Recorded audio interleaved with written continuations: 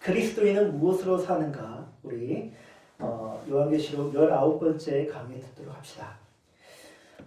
요한계시록을 직접 읽거나 또는 관련 설교를 들을 때 정말 중요한 것 중에 하나가 종말에 대한 이해예요. 그리고 종말에 대한 개념입니다. 얼마 전 오랜만에 만난 친구에게 제가 한번 물어봤습니다. 야, 너 종말에 대해서 얼마나 알고 있냐? 종말을 어떻게 이해하고 있어? 라고 물었더니 친구가 종말에 있을 징조에 대해서 몇 가지를 말하더라고요. 종말에 적그리스도가 나타나고 그리고 큰 지진이 나고 그리고 기근이 나타나지 않냐? 라고 저한테 말해요. 친구는 종말에 대해서 정말 아는 것만큼만 얘기했고 그 대답은 성경이 말하고 있는 종말을 충분히 이해하고 있다 하기에는 너무나 부족했습니다. 그래서 제가 친구에게 성경이 말하고 있는 종말에 대해서 이야기해 주었죠. 종말은 말이지 네가 지금 생각하고 있는 그런 개념이 아니다. 넌 지금 종말과 마지막 날, 종말과 심판의 날을 구분하지 못하고 혼용해서 쓰고 있어. 종말은 주님의 십자가 사건부터 주님께서 다시 오시는 그날까지 이 기간을 두고 종말이라고 말을 하고 있고, 심판의 날, 마지막 날은 주님께서 다시 오시는 그날, 즉 재림의 날을 말하고 있지. 마태복음 24장은 그 기간, 종말의 기간을 말하고 있고, 또 요한계시록 6장부터 시작되는 그 종말에 관련된 모든 것들은 역시 예수님께서 다시 오시는 그날까지 여러 세대를 걸쳐서 모든 교회가 겪게 될 일들을 말하고 있는 거야. 그러므로 지진, 기근, 그리고 적그리스도는 앞으로 있을 일들이라고 할 수도 있겠지만 이미 예전부터 이 종말의 기간 때 계속해서 발생하고 있는 일들이야 라고 말을 해 주었습니다. 생각해 보십시오. 적그리스도가 언제부터 활동을 했는지, 그리고 지진과 기근은 얼마나 그동안 자주 있었는지, 사람들은 매우 큰 그런 일들을 겪을 때마다 종말이 곧 오겠구나 라고 말을 하지만 이게 맞는 말이면서도 틀린 게 종말의 때는 맞아요. 지금이 종말의 때는 맞는데 심판의 때는 아니에요. 그러니까 종말과 심판의 날을 혼용해서 쓰다 보니까 그런 잘못된 표현을 하는 것입니다. 주님의 재림이 왔습니까? 아직 안 왔습니까? 아직 안 왔잖아요. 여전히 무소식이잖아요. 그래서 사람들은 더 큰 재난이 오는 그때가 바로 종말이겠지, 재림의 때겠지 라고 그렇게 말을 하는 경우를 많이 봅니다. 근데 생각해 보십시오. 지진, 기근, 적그리스도 지난 약 2000년간 계속 발생했던 일들이에요. 그리고 오늘날 우리는 종말을 오해한 나머지 같은 실수를 반복하고 있고 종말의 때를 그리스도인답게 살아가지 못하고 있는 것입니다. 예수님은 제자들에게 종말에 있을 징조들에 대해서 크게 세 가지로 구분하고 있습니다. 종말의 때에는 적그리스도가 나타나서 성도들을 미혹한다. 둘째, 종말의 때에는 분쟁과 전쟁이 빈번히 발생한다. 셋째, 종말의 때에는 기근이 정말 큰 환난이 들이닥친다. 따라서 요한계시록 6장부터 펼쳐지고 있는 재난들은 예수님이 마태복음 24장 종말대에서 가르치신 내용이 있잖아요. 그 예고하신 종말에 있을 일년들이에요. 그러니까 마태복음 24장과 요한계시록 6장은 다른 내용이 아니라 같은 것을 의미하고 있습니다. 그것들은 세상 갑자기 튀어나온 것들이 아니란 말이에요. 이때 우리가 종말에 관한 예언들을 읽으면서 놓치지 말아야 할 핵심 중에 하나가 종말에 일어날 재난들의 심화 또는 발전이에요. 예수님의 십자가 사건부터 시작된 종말에 일어날 일들, 그 재난들은 주님께서 다시 오시는 그날까지 한 번만 일어나는 것이 아니라 계속 반복해서 일어나요. 반복하는데 그게 점차적으로 심화돼요. 그리고 발전이 돼요. 마치 나사못처럼.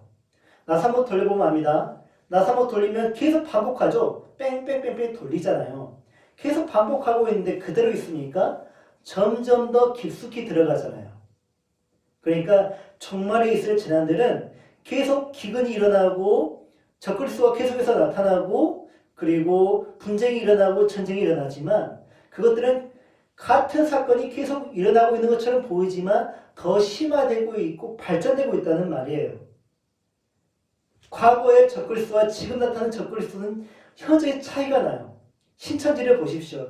과거의 것과 비교할 수 없을 정도로 규모가 엄청 큽니다. 지금 신천지가 조용한 것 같죠? 아니요. 그들은 더 발전된 모습으로 교회를 미혹하고 교회를 유혹할 것입니다. 교회를 무너뜨리기 위해서. 분쟁과 전쟁은요.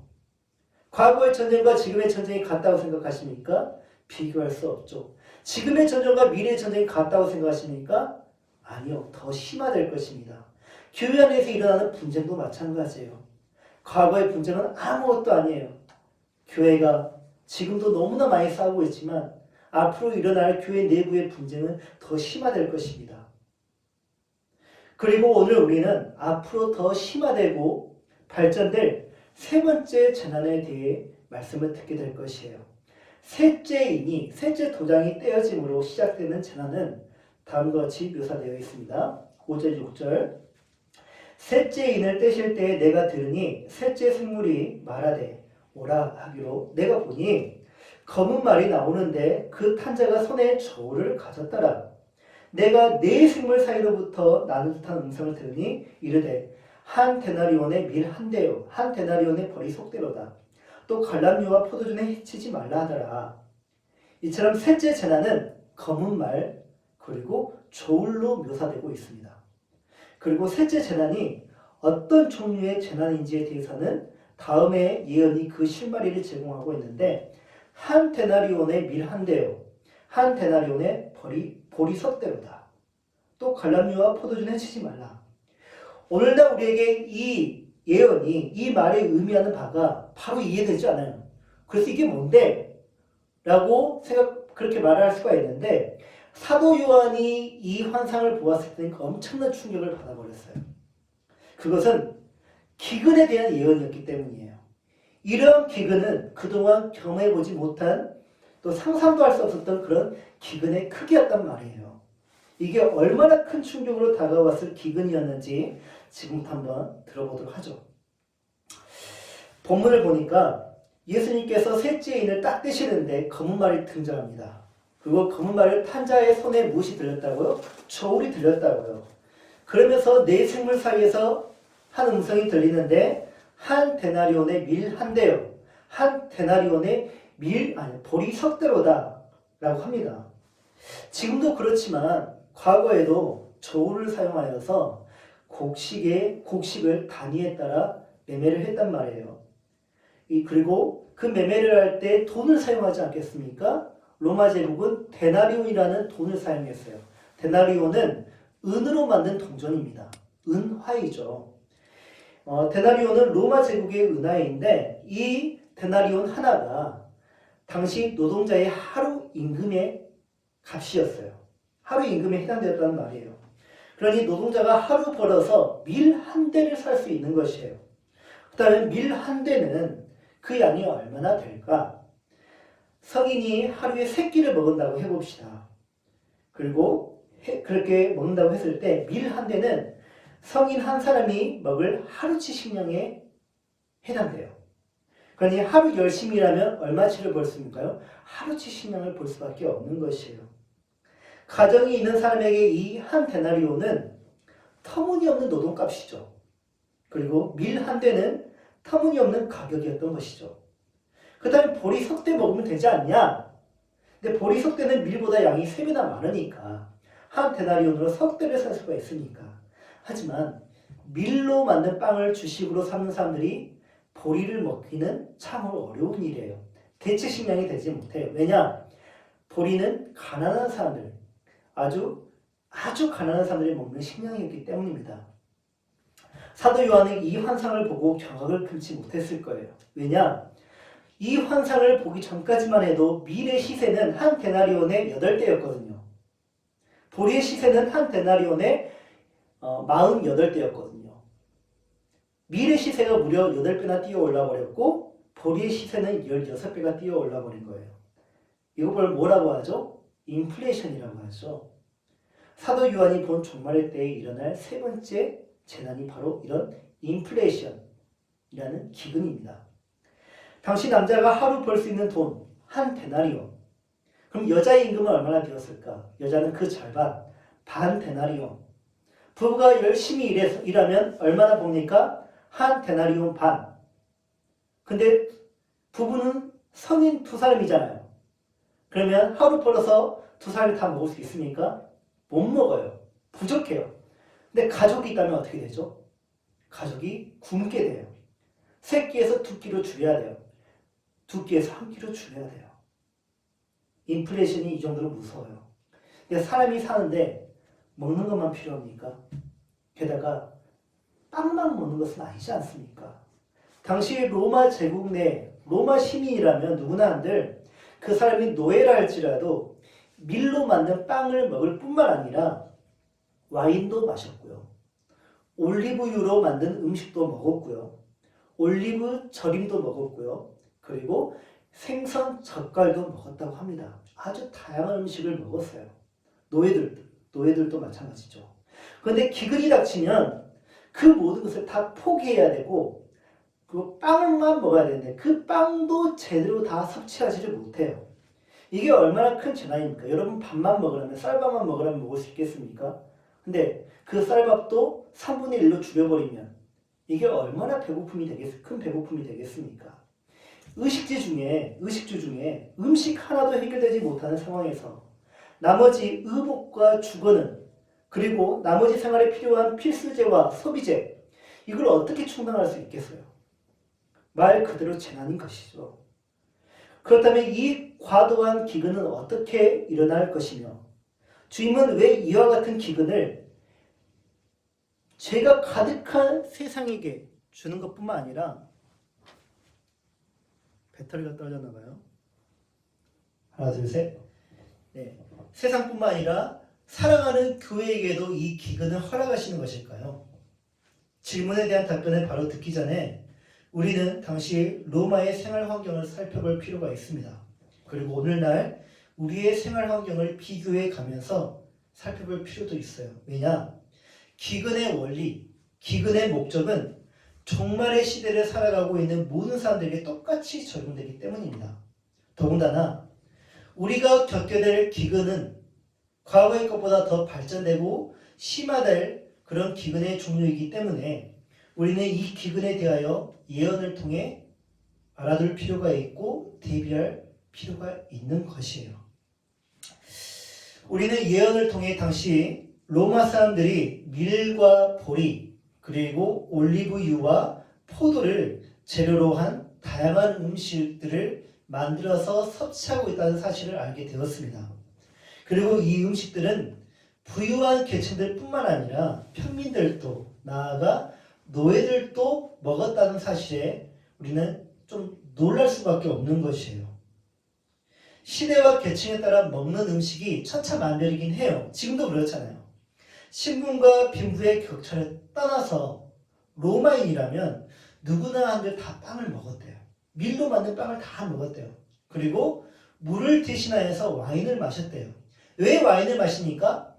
취하기 위해서. 물론 그런 용도도 있지만 그런 목적도 있지만 유럽은 석회수이기 때문에 그대로 마시면 병에 걸리고 말아요. 몸에 돌이 생기고 말아요. 그러니 와인을 마심으로 그 석회를 씻겨내리는 것이에요. 결석을 없애는 거죠. 그리고 반찬으로 올리브 피클도 먹었고 또 가룸이라는 생선 젓갈도 먹었습니다. 그리고 올리브유로 얼마나 많은 다양한 요리를 해 먹었는지 모릅니다. 근데 이 사실을 우리가 놀랄 수밖에 없는 게 이 동시대에 동양은 어땠을까요? 동시대의 동양에서 밀은 오직 중국 황제만이 먹을 수 있는 진귀한 식재료였거든요. 생각해보세요. 밀로 만든 빵, 밀로 만든 그런 면 얼마나 부드럽고 맛있고 달고 쫀득쫀득합니까? 근데 이 식재료가 너무 부족하다 보니까 황제만이 먹었어요. 제사상에만 올라갔어요. 그런데 이런 진귀한 식재료를 서양에서 특히 로마에서는 누가 먹었다고요? 노예들도 먹었다고요. 이것이 로마 제국이 로마 제국의 위상, 로마 제국의 그런 위대한 경제력을 가늠해 볼 수 있는 증거예요. 그렇다면 로마 제국은 어떻게 해서 이렇게 해도 진귀하고 다양한 식재료를 대량으로 생산해내어서 보급을 할 수 있었던 것일까요? 거기에는 로마의 제국화에 있습니다. 제국주의. 늑대젖을 먹고 자랐다는 로마 건국신화의 주인공 로물루스 그리고 레무스, 이 후손들이 바로 로마인들이죠. 처음에 이 사람들이 어디에서 살았습니까? 로마의 7 언덕 위에서 살았어요. 그들은 그곳에서 뭐 했느냐? 농사를 지으면서 살았어요. 보리농사. 그리고 양을 쳤어요. 그래서 그들이 먹을 수 있었던 음식은 양고기 또는 젖, 치즈, 그리고 보리죽. 그게 전부였습니다. 이런 것을 먹었던 사람들이 어떻게 이렇게 진귀한 음식들을 식탁에 가득 채워가지고 먹었던 것일까요? 기술을 발전시켰을까요? 문화가 화려하게 발전했을까요? 아니라 그 모든 것들은 400년이 넘는 기나긴 세월 동안 이루어진 전쟁, 탐험, 개척을 통해 얻은 결과물들이었습니다. 기원전 3세기에 지중해를 지배했던 나라가 카르타고였는데 이 카르타고와 로마인들이 전쟁을 치러요. 그게 포이니 전쟁이에요. 이 전쟁에서 누가 이겨요? 로마인들이 이겨요. 그리고 그 로마인들이 전쟁에서 이김으로 지중해 최대 농업지대였던 시칠리아를 얻게 됩니다. 그 시칠리아에 뭐가 있었느냐? 어마어마한 넓이에 밀밭이 있었어요. 로마인들이 이제 밀밭을 확보하면서 빵을 먹기 시작한 거예요. 근데 빵만 먹었겠습니까? 시칠리아는 이미 문화가 발달하고 있었기 때문에 다양한 요리를 해 먹었겠죠. 그러니까 그 요리사를 데려와가지고 로마인들이 다양한 음식들을 먹기 시작한 거예요. 밀로 만든. 그리고 2차 포이니 전쟁에서 승리합니다. 이번에는 스페인과 북아프리카 땅을 얻게 됩니다. 거기는 드넓은 포도밭과 올리브밭이 있어요. 그들이 이제 와인을 먹기 시작하고 올리브를 먹기 시작합니다. 그리고 마게도니아 전쟁에서 또 승리합니다. 지중해 동쪽을 다 확보합니다. 지금의 그리스, 터키 지역을 다 장악하는 거예요. 거기에는 풍부한 어업이 있고 농업 자원이 있었습니다. 그리고 기원전 1세기 여러분이 잘 알고 있는 카이사르가 갈리아 원정을 나갑니다. 지금의 독일, 프랑스 지역이에요. 거기에서 또 정복하면서 와인이며 햄이며 소세지 등 육가공품을 거기서 또 얻게 돼요. 그리고 저 멀리 영국까지 석주를 얻어요.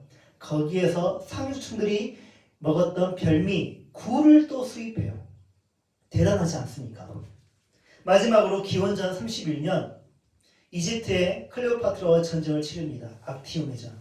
또 거기에서 승리를 해요. 승리를 함으로 이집트는 당시 지중해의 최대 자원 창고였거든요.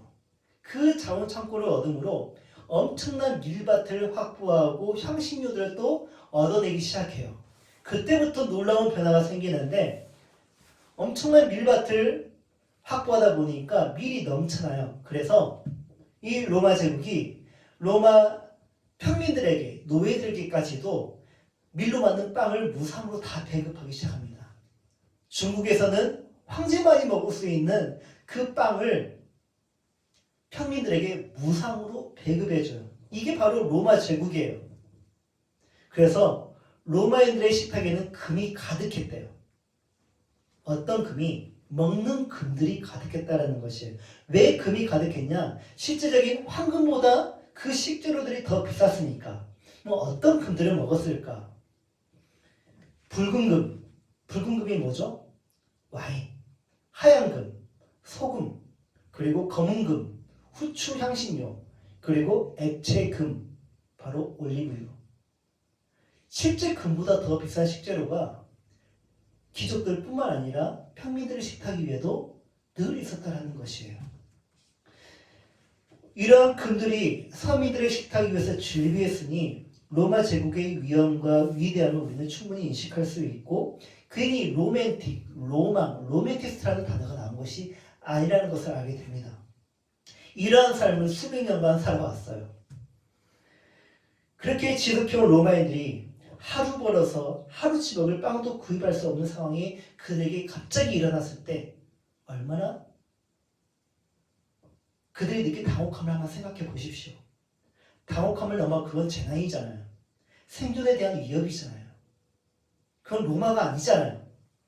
기근에는 여러 요인이 있습니다. 기후의 변화로 생산력이 갑자기 저하됐을 때, 또는 전쟁이 발발했을 때, 전염병이 퍼졌을 때, 해충, 메뚜기와 같은 그런 것들이 싹 쓸고 갔을 때, 또는 노동력이 갑자기 부족했을 때, 아니면 수요가 갑자기 급증가할 때, 다양한 이러한 요인들이 기근을 초래하기도 합니다. 그렇다면 사도 요한이 본 기근의 요인은 무엇으로 인한 것이었을까? 제가 열심히 연구했습니다. 여러 주석에서는 기근의 실제 요인들을 밝히고 있지 않아요. 대부분 아마 그때 기후 변화에 따른 그런 식량 생산량의 저하로 인해서 기근이 오지 않았을까라고 추측만 할 뿐 얼른 넘어가 버리더라고요. 저 같은 경우는 다르게 접근해 보았습니다. 예언에 등장하는 식재료와 상당한 연관이 있을 것이라고 판단을 했습니다. 그로 인해 얻은 연구 결과가 있는데 제가 연구한 기근의 원인은 인플레이션에 있어요. 주후 92년 도미티아누스 황제, 가장 악랄한 왕 중에 하나였는데, 황제 중에 하나였는데, 로마 제국 속주 전체에 걸쳐 포도밭의 절반을 다 밀어버리라고 명령을 내립니다. 그리고 그곳에 밀과 보리를 심으래요. 물론 나중에 이 명령은 철회됩니다. 왜냐? 기근으로 인해 밀이나 보리가 품귀 현상이 일어났어요. 예언처럼 가격이 수배로 뛰어 올라 버렸어요. 그렇다면 기근의 원인은 무엇이었을까? 역사 기록에 의하면 당시 곡물의 부족과 가격의 상승은 흉년 때문이 아니었어요. 흉년 때문에 기근이 일어난 것이 아니래요. 오히려 전쟁 상황과 매우 밀접하게 관련이 있었대요. 당시 로마는 계속해서 영토를 확장해 나가고 있었거든요. 영토를 확장함에 있어서 가장 중요한 재원은 무엇입니까? 군인이죠. 많은 수의 군인을 둬야 합니다. 그 많은 군인들이 전쟁에 오래 참여하다 보니까 연차가 쌓여요. 그러면 전쟁에 나간 군인들에게 배당금을 줘야 되는데 그 배당금이 전부가 같겠습니까? 점차적으로 늘어가잖아요. 그런데 로마 제국이 찍어낸 데나리온은 한정되어 있잖아요. 데나리온이 부족하게 돼요. 수당을 주기가 참 어렵게 되었어요. 그럼 어떻게 해야 됩니까? 돈을 더 찍어내야죠. 데나리온은 무엇을 만들었다고 했습니까? 은이 많이 있어야 돼요. 근데 수요에 비해 은이 별로 없어요. 그러니까 어떻게 합니까? 은의 함유를 줄여가지고 데나리온을 찍어내기 시작해요. 그러니까 데나리온이 엄청 많아지기 시작합니다. 그래서 다 줬어요. 다 줬더니 시장에 흘러가는 그 돈, 통화량이라고 하죠. 그 통화량이 넘치다 보니까 화폐 값어치가 뚝 떨어져 버리게 됩니다. 초인플레이션이 발생하고 만 거예요. 이처럼 통화량의 증가로 화폐 가치가 급격하게 하락하고 모든 상품의 물가가 급격하게 과도하게 꾸준히 오른 나머지 로마 제국 내에 인플레이션이 발생하고 만 것이에요. 우리는 지금까지 이런 종류의 인플레이션을 겪어본 적이 없어요. 그래서 인플레이션이 기근 또는 재난으로 체감되지가 않습니다. 얼마 전 라면 가격이 올랐대요. 얼마나 많은 기사가 나타나는지 몰라요. 몇 퍼센트 오른지 아십니까? 무려 5%. 2,000원이었던 라면이 2,150원이 됐어요. 우리가 알고 있는 그 유명한 라면이 5개짜리 드립이 2,000원이었는데 2,100원이 되었고요. 6개가 들어있던 컵라면이 3,000원이었는데 3,150원이 되었어요. 기자들이 난리를 쳤습니다. 이 나라가 곧 망할 것 같다. 5% 올랐는데 이게 우리가 체험하고 있는 인플레이션이에요. 근데 로마를 보십시오. 그들의 주식이었던 매일 먹는 밀이 몇 배 올랐다고요? 8배. 800%. 5%가 아니라 800%. 보리는 2,400% 올라버려요. 하루 벌어서 하루 식량도 사지 못하는 재난을 겪게 되었단 말이에요. 이게 우리에게 체감이 되지 않아요. 지난 2000년대 초 아프리카에 짐바브웨라는 나라가 있거든요. 이 짐바브웨가 2000년대 초에 초인플레이션을 겪었습니다. 물가가 미친 듯이 폭등했는데 당시 1000억 달러 지폐로 계란 3개를 살 수 있었대요. 우유 한 잔을 마시기 위해서 1억 달러가 필요했고요. 신문 한 부를 보기 위해서 30만 달러가 필요했어요. 말도 안 되는 일 같지만 실제로 일어난 일입니다. 짐바브웨는 어떤 나라였나? 1980년대에 꽤 괜찮은 나라였어요. 경제 성장률 4%였어요. 농업 생산률 매우 좋았고요. 광물 자원 정말 가득합니다. 그런데 이렇게 좋은 조건을 가지고 있는데도 불구하고 어떻게 이와 같은 초인플레이션을 겪게 되었을까요? 당시 대통령이 백인들이 소유했던 토지를 무상으로 다 빼앗아 버렸고요. 그리고 농지 개혁을 한다고 화폐를 무리하게 찍어냈어요. 돈이 넘쳐나요. 외국 자본이 다 빠져나가 버렸어요. 대원조가 다 끊겼어요. 그 상황에서 극심한 가뭄이 그리고 군인들의 보수는 나날이 내려갔고요. 상상을 초월하는 사치를 그들이 누리기 시작했어요. 돈 막 찍어내니까 초인플레이션이 그렇게 발생하고 말았습니다. 로마도 그렇고 짐바브웨도 그렇고 식량이 없어서 밀이 없어서 자원이 없어서 재원이 없어서 인플레이션을 겪은 것이 아니에요. 넘쳐 흘러서 기근이 온 것이에요. 이 기근의 원인은 무엇입니까? 무엇이 넘쳐 흘러서 기근이 발생한 것입니까? 욕망이에요. 욕망이 흘러넘치는 기근이 발생해요. 욕망을 통제하지 못하면 기근이 발생해요. 발생한 그 기근으로 인하여 검은 재앙이 삶을 두르게 되어 있어요. 그렇다면 오늘날 우리의 욕망은 어떤 것 같습니까? 우리의 욕망은 잘 다스려지고 있는 것 같습니까? 아니면 채우지 못해서 기가를 겪고 있는 것 같습니까? 질문에 대한 답변이 우리의 미래를 답변하고 있어요. 평화일지 기근일지. 기근은 모든 사람에게 영향을 줍니다. 하지만 모든 사람에게 해를 가하지는 않아요. 누군가가 그러더군요. 법자는 갈커와 물 숫자의 합성을 하고 그래서 물이 위에서 아래로 흐르듯이 자연의 순리대로 지키는 것이 살아가는 것이 법이라고. 하지만 그 물이 위에서 아래로 흘러가면서 모래와 작은 돌을 다 떠들어가게 하잖아요. 근데 큰 바위는 어떻게 합니까? 위에서 흘러갑니다. 이게 법이래요. 기근도 다르지 않아요. 기근은 다수를 이루고 있는 약한 자들과 가난한 자들을 죽음의 자리, 사지로 휩쓸 줄 알지만 강한 자와 부자에게들만큼은 우위에서 피해가더라고요. 우리가 경험적으로 잘 알잖아요. IMF 때 보십시오. 누가 죽어나갔는지. 부자들은 더 부자가 되고요. 가난한 자들은 더 가난한 자가 되었어요. 지금도 마찬가지고요.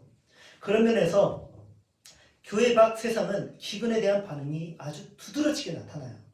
기근은 부자들에게 이전보다 더 부자가 될 수 있는 기회를 만들어주고요. 하지만 가난한 자들에게는 가올카만큼 모든 것을 다 빼앗아 버립니다.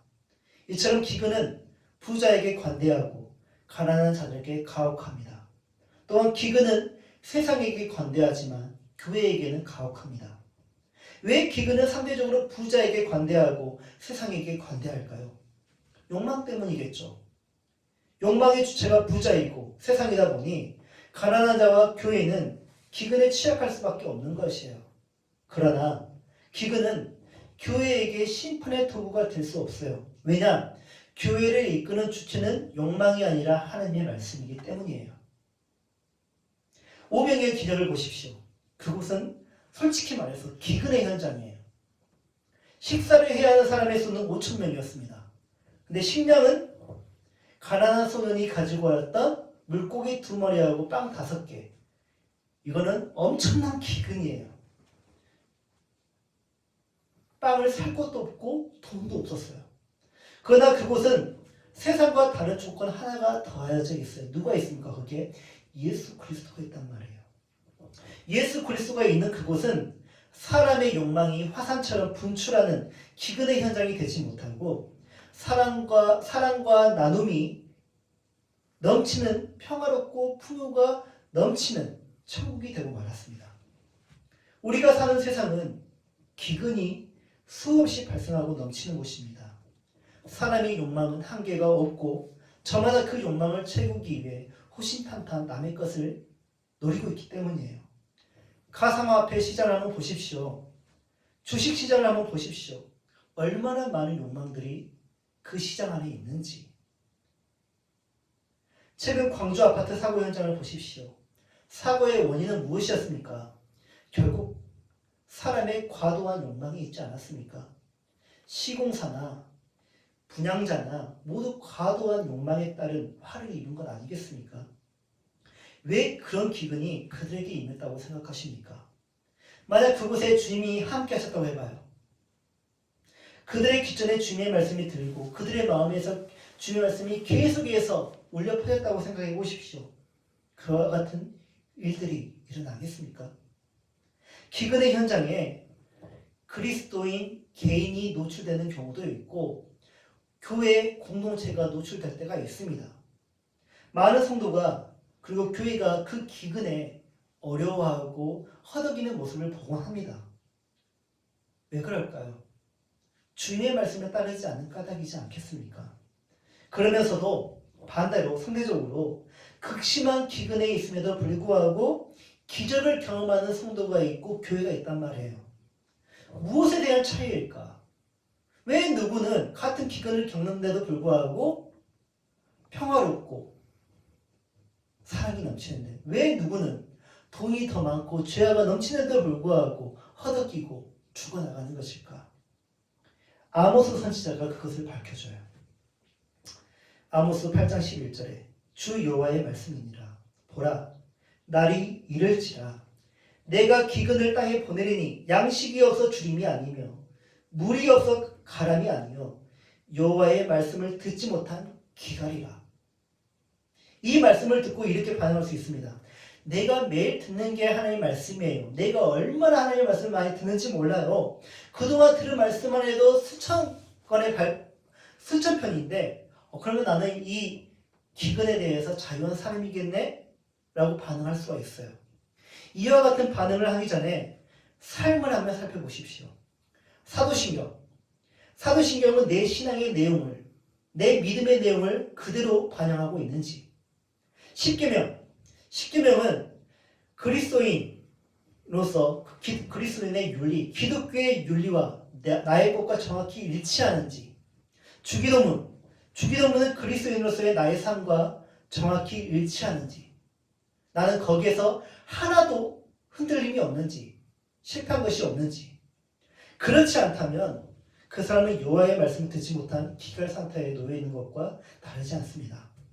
말씀을 들어도 삶으로 실천하지 못하는 말씀은 들은 것이 아니라 버린 것이기 때문이에요.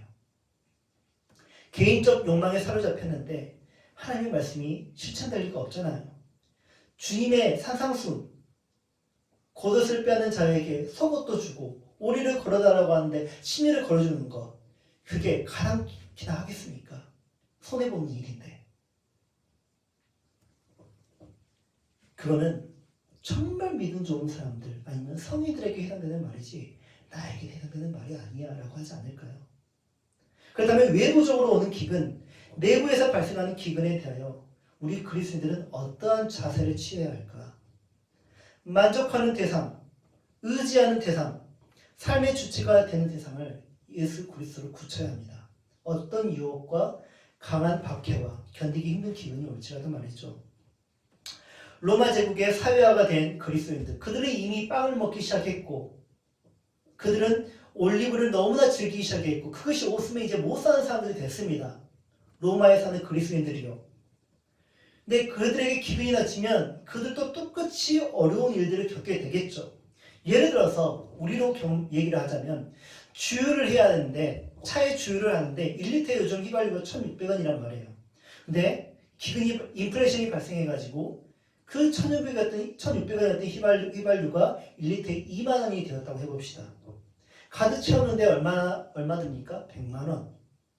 여러분의 월급이 200만 원이 돼. 월급은 그대로인데 일주일 운행하면 그 100만 원이 싹 사라져 버리는데 누가 주유를 하려 하겠습니까? 차 할부값은 여전히 남아있는데 어떡하죠? 유류값이 그렇게 폭등하면 시장 경제가 어떻게 될까요? 단 몇 분 만에 연쇄 반응이 일어납니다. 난방 못해요. 식료품 못 사요. 직장 여러분 다 잘려요. 사도 요한이 본 환상에 대한 요한의 반응이 그런 것이었어요. 얼마나 두렵고 떨리겠습니까? 그러나 사도 요한은 그 순간에 이제 우리 망했다라고 좌절하지 않아요. 왜냐? 인플레이션, 기근은 분명 두렵고 떨리는 일이긴 합니다. 하지만 그는 주님의 말씀을 분명히 기억하고 있고 그 말씀이 교회를 견디게 하는 능력이 될 거라고 그는 믿고 알고 있었기 때문이에요. 그렇다면 그런 기근이 우리 삶에 발생했을 때 우리는 어떤 하나님의 말씀을 기억해내야 할까요? 예수님이 우리에게 주신 말씀 바로 이것입니다.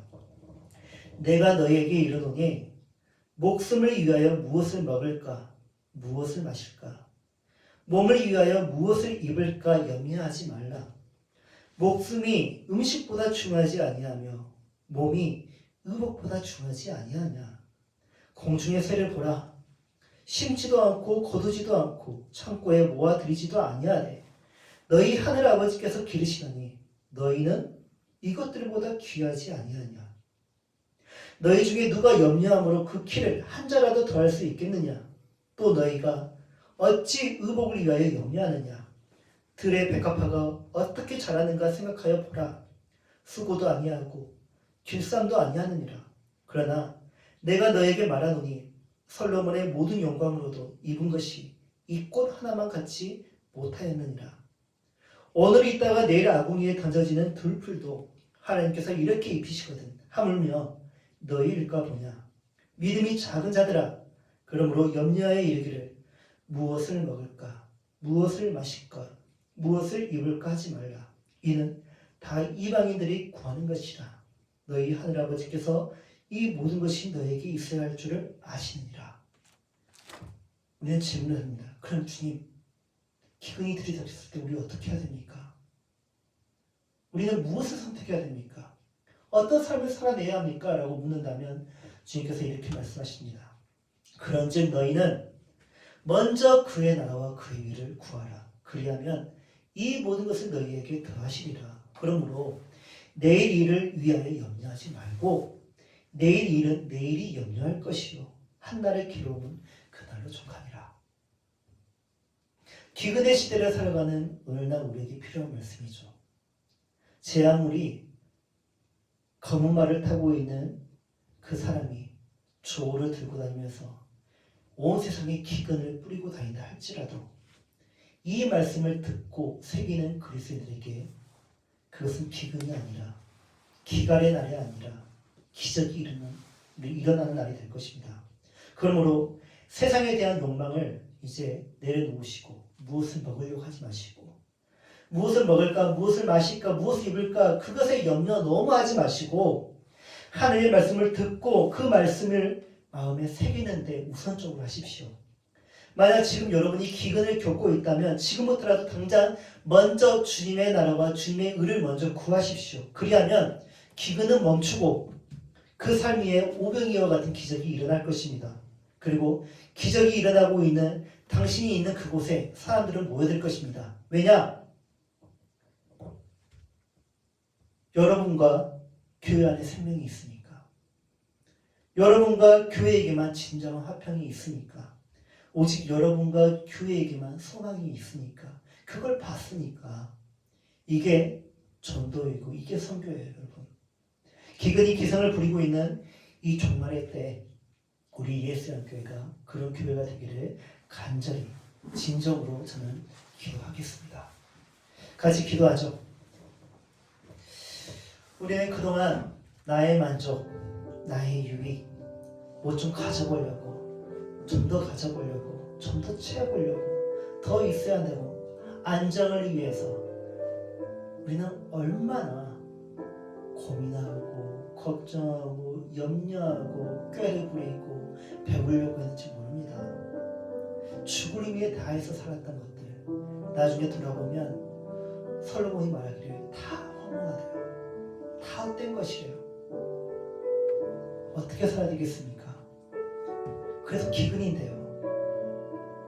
그래도 먹을 거, 입을 거 구해놔야 되지 않을까요? 아니요. 우리가 먼저 해야 될 것은 먼저 하나님의 나라와 하나님의 의를 구하는 것이에요. 예배를 회복하는 것이에요. 예배를 드리는 것이에요. 교회를 이루는 것이에요. 교회 공동체를 이루는 것이에요. 그리스도인으로 사는 것이에요. 그게 먼저예요, 여러분. 성공이 먼저가 아니라 예배자가 먼저란 말입니다. 주님께서 주신 말씀을 의지하여서 우리의 잘못된 과거들을 회개하고 우리의 다짐을 고백하면서 앞으로 이렇게 살겠습니다. 먼저 하나님의 나라와 하나님의 의를 구하겠다고 같이 기도했으면 좋겠습니다. 기도하죠.